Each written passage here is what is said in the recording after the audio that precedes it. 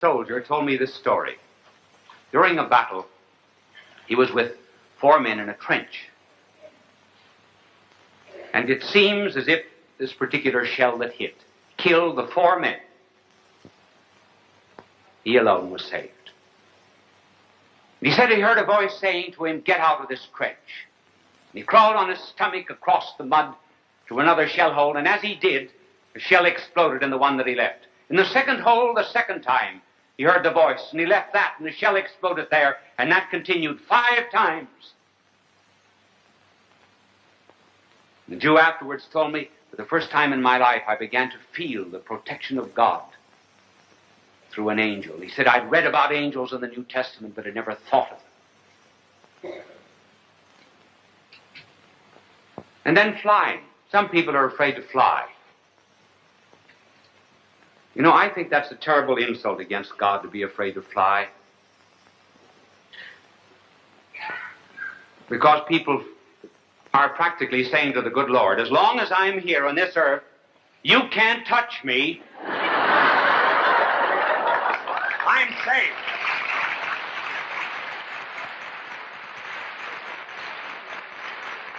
So they are saying to the good Lord, you are a coward. You may be lurking behind one of those white clouds, and you'll come out and stop the propeller and send me down to the earth.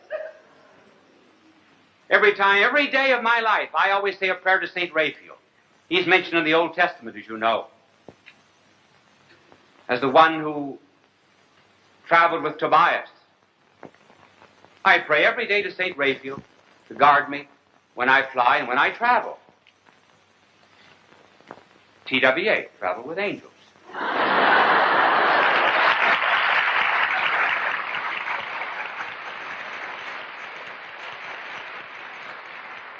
That commercial ought to get me a free trip to Newark sometime.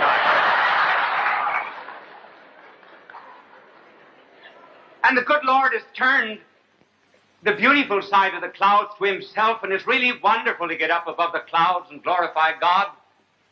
We might do it here on earth. And therefore may I say to you, the reason we do not think of angels is because we do not think of God. Just as soon as we begin to think of God, or rather cease thinking of ourselves as tiny little gods, then we'll begin to believe in spirits that are wiser than ourselves can instruct and guard us. There may be a public library around the corner from you, but you do not use it, and therefore are not wise. There may be uranium in your backyard, but you do not use a Geiger counter, and you are not wealthy. There may be a Bible on your shelf, but you're not reading it, and therefore lacking spiritual inspiration. And there are angels near you to guide you and protect you, did you but invoke them. It is not later than we think. It is a bigger world than we think. Stir your soul, start a wing, and you will discover it to be the wing of an angel of God.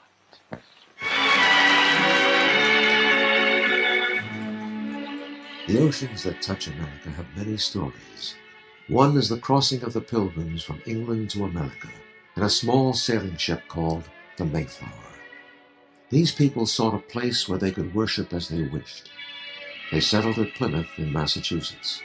Winter had just set in. Their lives became filled with hardships. Half their company died. The others worked through the loneliness of winter until the warm sun of the New England springtime gave them new strength. They prayed, and their loneliness melted with the winter snows.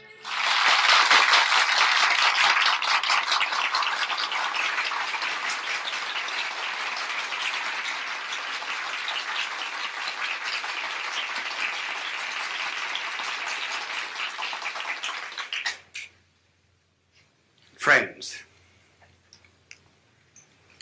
in a certain city, a politician was running for office, and he advertised for volunteer workers.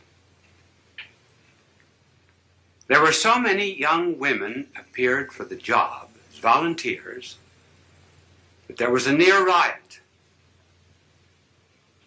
Were they interested in politics? No, the first question they asked was, how many men have appeared? They were part of the lonely young women of this great city.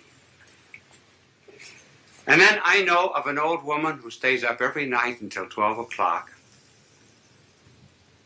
to hear the announcer say, "We are now signing off. Good night, and have a good sleep." That relieves her of her loneliness. There was really and truly, a woman wrote to me and told me that my program was the only one to which her cat ever listened. So our subject tonight has to do, to some extent, with loneliness. So what's the cause of this loneliness? What are we looking for? Well, we say we're looking for God, yes. But then I know what you will answer. What does God know about loneliness? Now that's a good question. That's a good question. What does he know about loneliness? Does he know anything about the loneliness, for example, of a babe in Afghanistan who has no better home than just straw? Does God know anything about the loneliness of a mother who has to gather up a child in order to escape a dictator and fly halfway across Africa?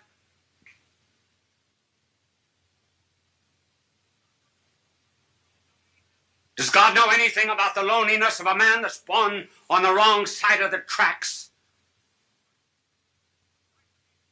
Who's isolated socially from people simply because his hands are calloused with common labor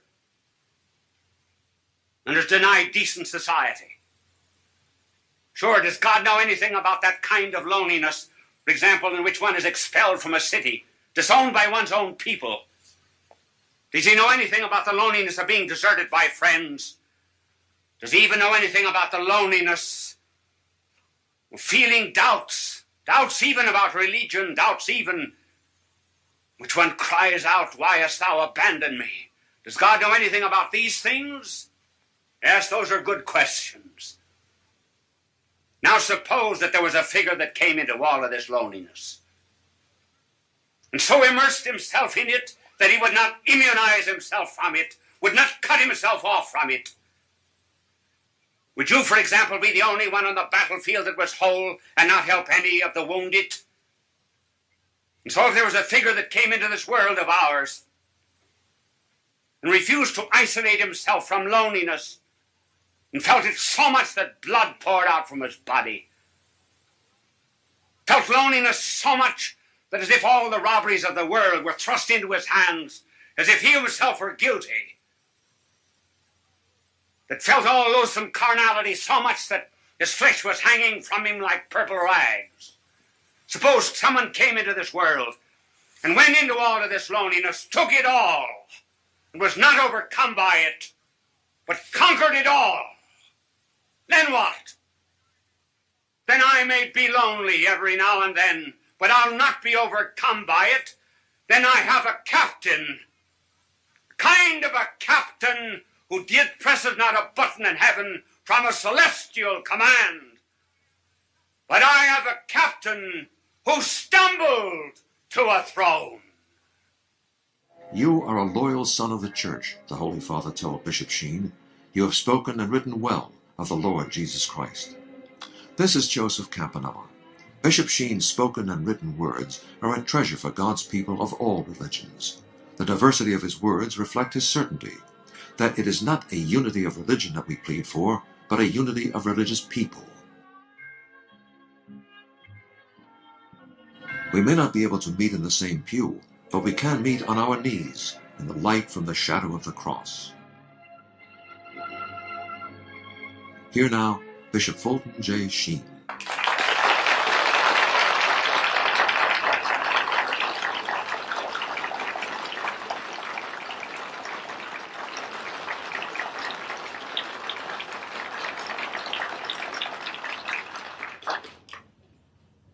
Friends, you heard the subject, our two wars. But before I get into that subject, let me tell you about another war. A little boy went to religion class, and when he came home, his mother said to him, "What did you learn today at Sunday school?" He said, "I learned about the war of Moses and the Egyptians." Well, what happened? Well, he said, the Egyptians, he said, were pursuing Moses and the Israelites. So Moses telephoned to his engineers. His engineers laid pontoon bridges all across the Red Sea. When the bridges were laid, the aircraft saw the tanks of the Egyptians coming on the other side of the Red Sea. Moses telephoned the airfield, radioed the jets to bomb all of these tanks and the army, which they did. Then when the Israelites were across, then they bombed the pontoon bridges, and Moses and the army was safe. Mother said, is that what they told you in Sunday school? No, he said, it isn't. But he says, if I told you what they really said, you wouldn't have believed me.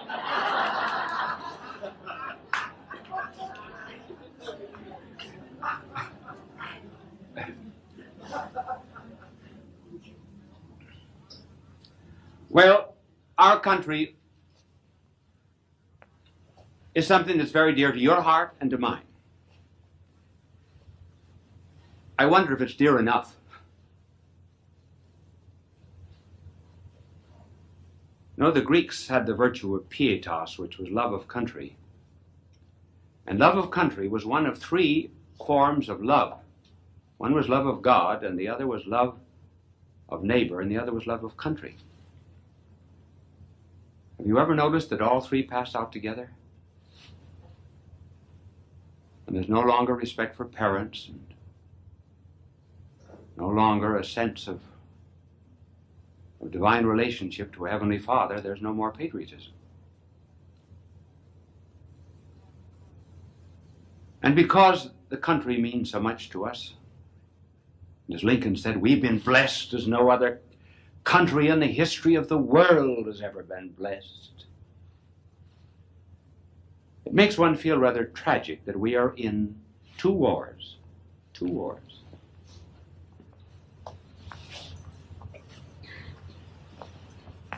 One of the wars that we're in is what might be called the protracted war. The other war we are in is the insurgent war. The protracted war is one that we fight outside our country.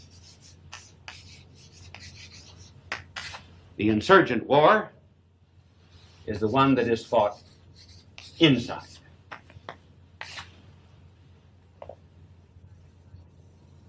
The reason I mentioned both at the beginning is because I gave you the title of two wars.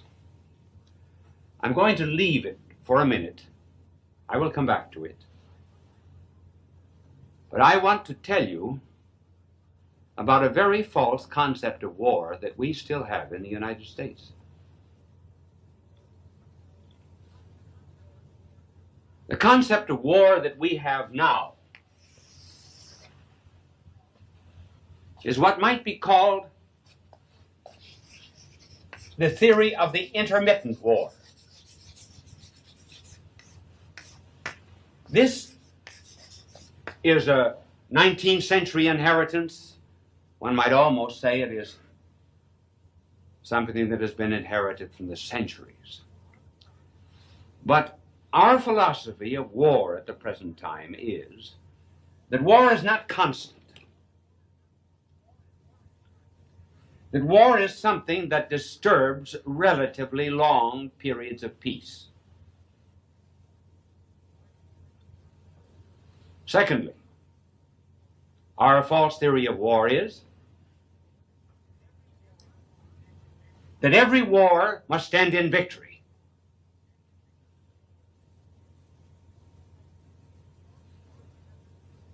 Because we have the theory of intermittent war, if you pick up an American history, you will find, for example, our history in terms of a war, say Civil War, World War I, with the dates after it, say World War I, 1914, 1918, and so forth, World War II, and any other war that we happen to be in. You see, it's intermittent. It is not a continuous thing. Now, I wish to suggest to you, for a better understanding of our country, that this theory of an intermittent war can cause us a great deal of trouble. We must understand what is new in the world. And what is new is something that was introduced in 1917 by the Communist Revolution. The Communist Revolution introduced into the world the notion, did you ever figure out how my angel always, I never tell my angel when to clean a blackboard. Ever notice that? He always knows when to clean it, and if I don't want it cleaned, see, he doesn't clean it. Now sometimes I'll walk away, and he doesn't clean the blackboard. Not because I walk away. Funny, isn't it? When the Constitution grants rights and liberties to the citizens, it must never be assumed that the people have no other rights than those granted to them by the Constitution. In other words, simply because we have certain rights, we must never think that we have them because they're in the Constitution. No, we have them because they're divinely given. Winter brings a holiday we call President's Day, in which we honor George Washington and Abraham Lincoln and all the other presidents who have lived in this historic White House in Washington, D.C., our place of national pride and great beauty, especially after winter, when the cherry blossoms bloom. The world is painted with pink day and night, and in the dawn's early light, our star-spangled banner, Old Glory's red, white, and blue, still waves over a land where we say, in God we trust.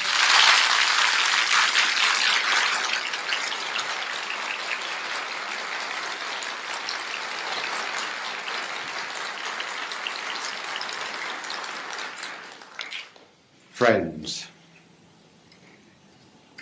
the few minutes before television program begins are always moments of tension. There's a countdown, and one is always waiting for the cue to start. It reminds me of a woman in an Arkansas town, a very small town.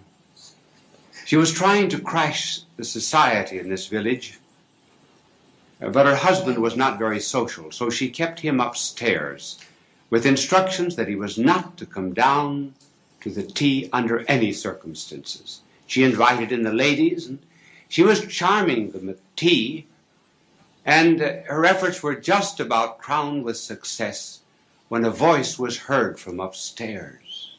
It was the husband, and he was saying, "Ma, there are only clean towels in the bathroom. Is it all right to start one?"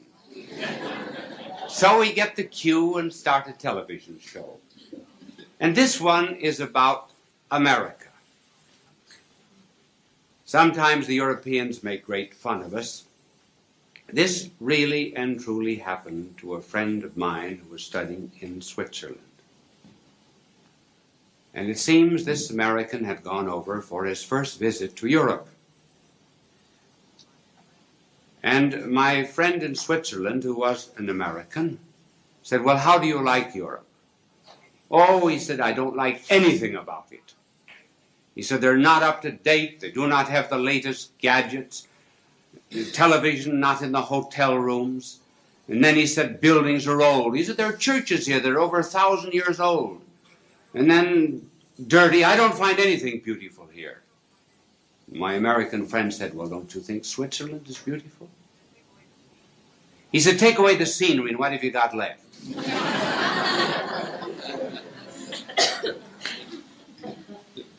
There are so many things that we take for granted now that could not be taken for granted some years ago. For example, our next meal. When the pioneers had to go out to shoot it. Water. But now we take everything for granted. Light, heat, transportation, television, trains and planes. We take our friends for granted. Take people for granted. And we take America for granted. And there is going on at the present time a decline in patriotism. And in order to revive it, let me tell you some of the glories of America. I'm going to mention three. The first is the origin of our rights and liberties. Secondly, the great value that we put upon the human person. And then thirdly, what America's done for the world. First of all, the source of our rights and liberties. Where, for example, do I get the right of free speech here? Whence comes freedom of press, freedom of conscience, freedom of religion? There's an audience here in this studio. They are an assembly. Whence comes the right of assembly? Don't you think that our founding fathers had to ask themselves these questions? Well, where do our rights come from? And liberties as well. From the state? If the state gave our rights, the state could take them away. Does the federal government give us our rights and liberties? If the federal government gave us our rights and liberties, the federal government could take them away. On March the 15th, we feel it takes almost everything else away and might take away our rights and liberties. Our founding fathers had to ask themselves these questions, and they searched about for some basis and some ground of our liberties. And they looked to one theory that was being held in Europe at the time. Namely, that rights and liberties come from Parliament. Founding fathers rejected that. Then they considered another theory. That they come from the will of the majority. And rightly, they refused to accept that view. They wanted a country in which rights and liberties did not come from the will of the majority in an election. They wanted a country in which the majority would be the custodian of minority rights.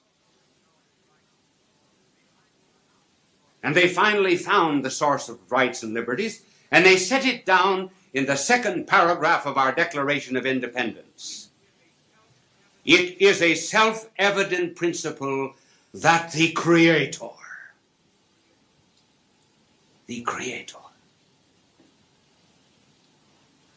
has endowed man with certain unalienable rights, among which are the right to life, liberty, and the pursuit of happiness. In other words, our rights come from God. Love is a garden, a tapestry of color that gives a radiance to our imagination. We delight in the flight of a butterfly who stops for a brief moment to open his wings on the petals of a rose. In the garden of our own lives, we pray that the leaves will always dance gracefully in the gentle breeze, that whisper which is the breath of God. On the 50th anniversary of his priesthood, Bishop Sheen wrote these lines: "As I work under the love of two hearts, one sacred and the other immaculate, the road, I shall follow it. The fun, I shall forget it. The cup, I shall empty it. The pain, I shall conceal it. The truth, I shall be told it. The end, I shall endure it." Now Bishop Sheen and Love is a Garden. Friends, you've heard the title, Love is a Garden. So this telecast has something to do about love. It will touch maybe on the fine points of love, particularly married love. And it reminds one of extremes. One extreme about marriage is the story of Adam out walking after the fall of the Garden of Paradise. He had his two boys with him, one on either side.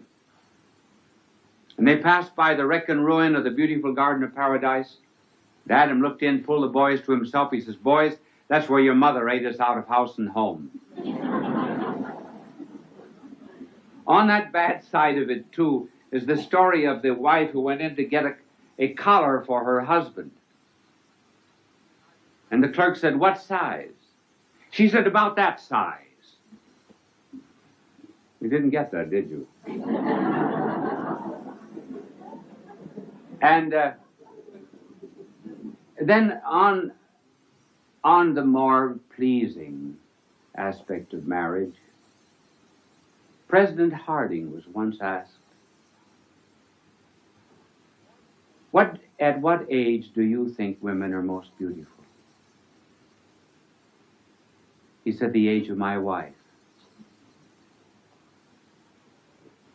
And here I'm going to read for you perhaps a poem that you know, Elizabeth Barrett Browning's poem to her husband. How do I love thee? Let me count the waves. I love thee to the depth and breadth and height my soul can reach. Repeating out of sight for the ends of being in ideal grace. I love thee to the level of every day's most quiet need, by sun and candlelight.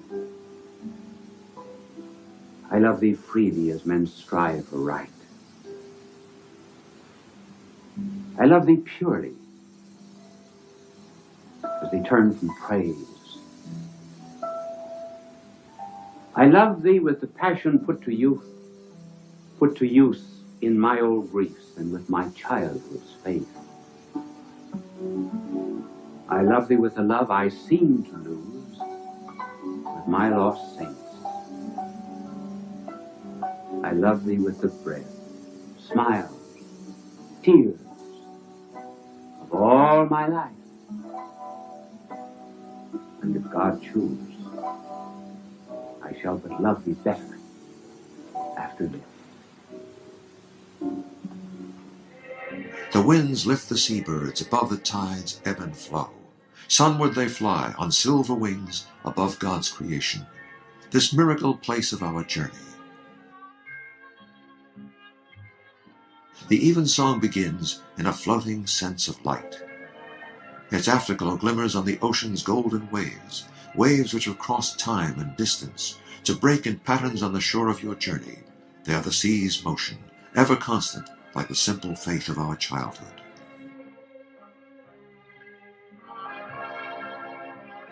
Let the little children come unto me. In this moment of life, there is a struggle in the human heart that only the soul and God know about. But we can soar on wings of light, above the silence, into the sun-split clouds, alone in prayer with God. Today, Bishop Sheen tells us how to keep people tuned in with empathy, along with being interested in them as people.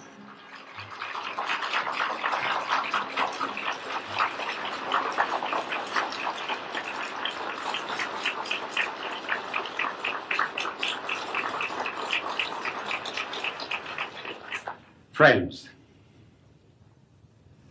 I must tell you about 2 letters that I received about the way I conclude the program.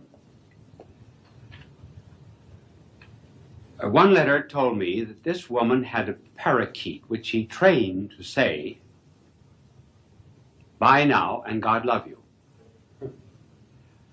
I have a dim suspicion that she trained the parakeet to say that to teach people when to go home. And there was another woman, a mother, who told me that her son, aged about 4, was brought to Mass every Sunday. And after the priest left the altar, went into the sacristy, he would whisper to his mother, "Mommy, Mass isn't over." "Yes, it is." 4 Sundays, he said that. The 5th Sunday, he could not stand it any longer. He knew how it should end. Everything should end. He stood up on the pew, turned to the congregation, says, "Bye now. God love you."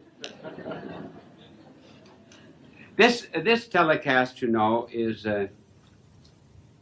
he always tunes me out. It's not about people who are disagreeable, not that class that belonged to the Italian barber that I know of. A friend went into his barber shop and announced to this Italian barber that he'd won a trip to Rome. "Yes, how are you going?" He said, "TWA." "Oh," he says, "don't take that line." He said, "The engines always conk out, never arrives on time." "Where are you going to stay when you get to Rome?" He said, "The Excelsior Hotel." He said, "It's a flea bag. Don't go there." "Where are you going to eat?" "Cesare restaurant." "Oh, they put potassium cyanide in the food." "What else are you going to do?" He said, "I'm going to have an audience with the Pope." "Oh," he said, "there'll be 20,000 screaming Italians. You'll never get near the man." 6 weeks later, he came back. "How was the trip?" asked the Italian barber. "Fine," he said. "Travel TWA, just as Bishop Sheen said, travel with angels, perfect flight. Excelsior Hotel, excellent, fine food at the Cesare restaurant, and I had a private audience with the Holy Father." "You did? What did the Pope say?" He said, "Where did you get that awful haircut?"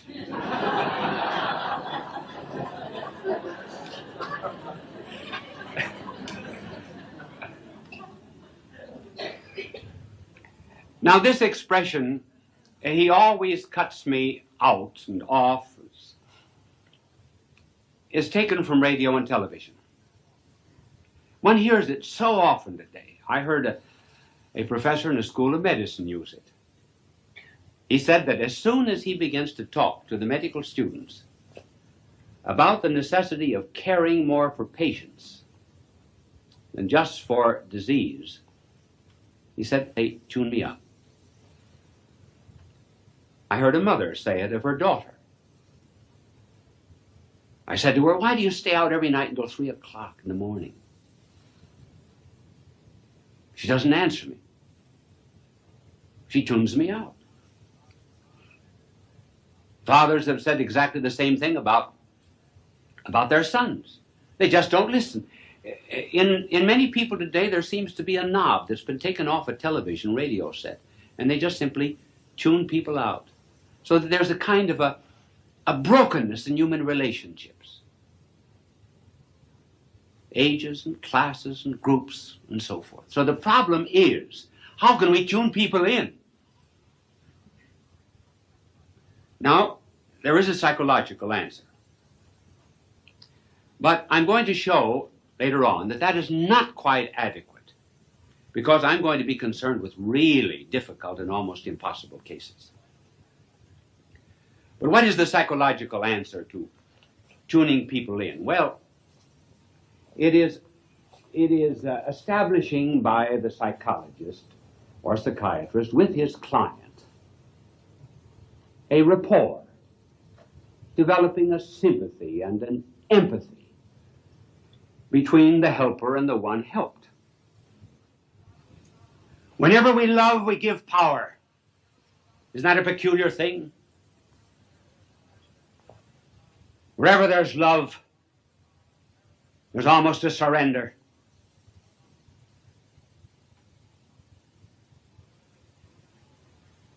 So there exists on this earth, and so many places in this earth, that it is a shame the press does not print those who keep the commandments as well as those who break the commandments. But somewhere on this earth, there is a love that absorbs evil. It did not come from evolution. I think that love that absorbs evil existed in someone who, in the face of deafness, would sigh. Someone who, in the face of death, would shed a tear. And someone in the face even of the corruption of a culture, overlooking a city and a culture, might also weep. Somewhere there had to be someone who loved so much that he was helpless. Helpless. So helpless, more helpless than the mother before the infant. So helpless that nails could be pinioned against his hands and against his feet. Somewhere there had to be an open end. Somewhere there had to be an open heart. An open heart. And on one cheek there had to be gathered up all of the sorrows of the world, so that down that cheek might flow just one tear. This is where such love comes from. It is from heaven. It is from God.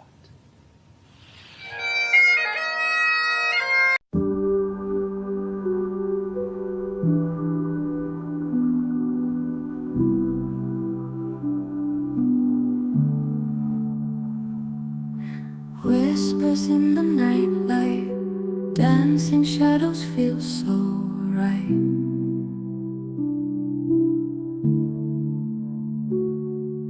Eyes that see the unseen place, silent secrets leave no trace.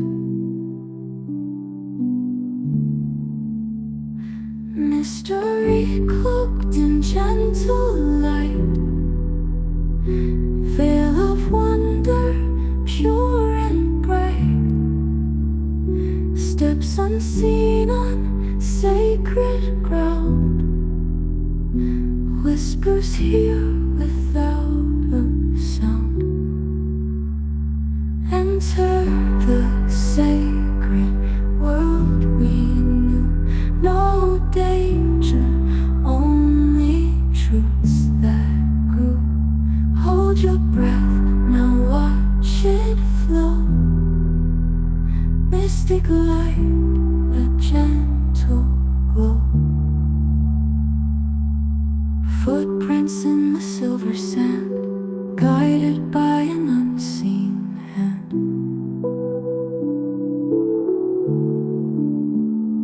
Waves of magic through the air. Watch the scenes unfold, beware. Club of dreams in silver haze, where reality meets the gaze. Stories told through whispered dreams,